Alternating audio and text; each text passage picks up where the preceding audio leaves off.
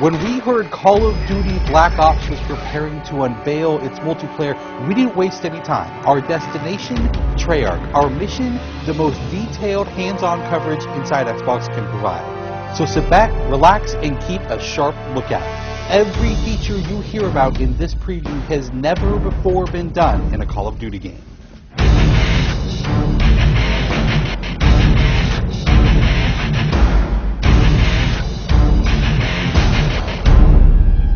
We begin where the multiplayer trailer for Black Ops left off, with Theater Mode.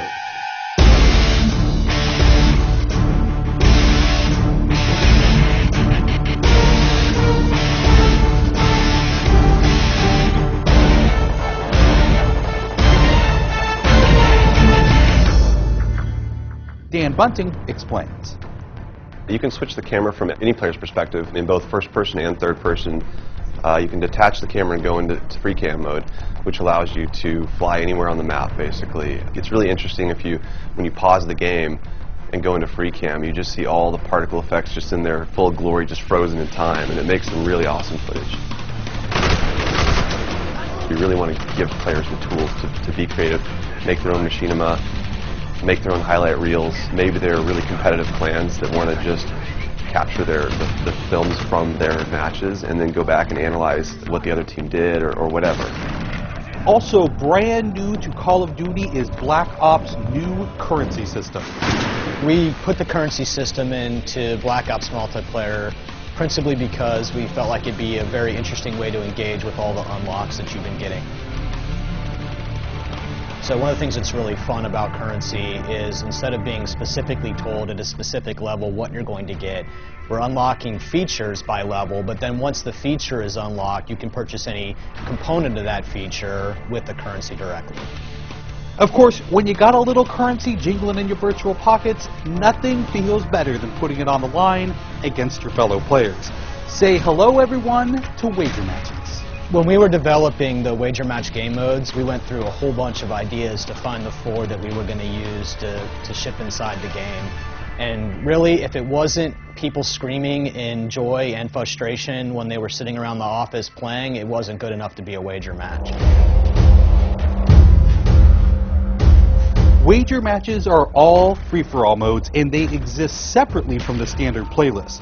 They include game modes like Gun Game, where you're in a race to score a kill with 20 different weapons, beginning with pistols and advancing through ever more explosive weaponry. It's extremely rewarding for us as a design team to put something up there that people are reacting to really well and it's slightly different than what they get, and everyone loves the core game, and you have to be very careful when you're finessing the core mechanics of the game. But Wager Match just let us kind of get our creativity flowing and do some things that you're not normally used to, and then spin them up in unique ways and combine things in ways that you haven't seen before, that you never really thought of, and that wouldn't be appropriate for the core game, but are completely appropriate for Wager Matches. While the classic Call of Duty challenge system is still very much in place, Black Ops is also adding a new feature called contracts. Right, so if you're using the contract system, you actually have to put up a little of your own currency in order for a bigger payday. And depending on the contract, some contracts pay XP, some pay more currency, some pay both. But they're all time limited, and it's game time limited, so you have to go to work to accomplish that contract within the time period in order to get paid.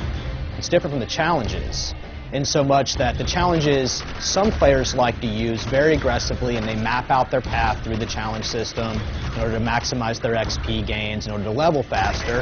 And then a whole nother set of players uses the challenges sort of passively. They're there, when you get them they feel good, but contracts gives you a way to directly engage with the content inside the game.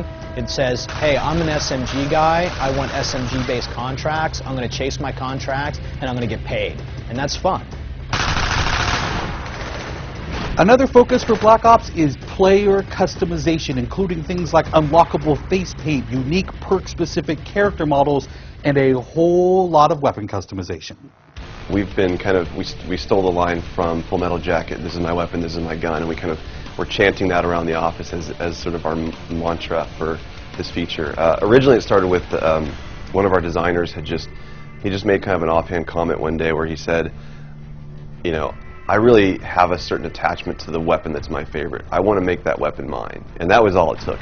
So from there it was just, what are the things that are cool? It's like, put your clan tag on your gun, of course. And we've got, the emblem editor by itself is an element of creativity for players. And then the reticles, of course, so why not give people the option to select what kind of red dot they have. Maybe they don't like a dot, maybe they like a circle, maybe they like a triangle, maybe they like a standard crosshair, maybe they just want a line. And then there is combat training, which allows you to get comfortable with the trappings of multiplayer by competing in matches against AI-controlled opponents.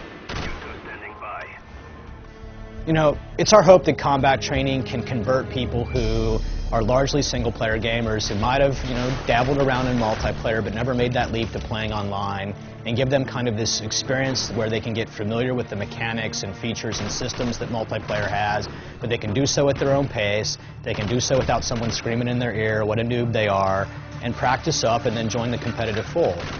Experienced players could use combat training to practice up on a particular weapon, a particular tactic, or a particular map. So we think it appeals to both audiences, but most directly it was designed to help new players get into the mix.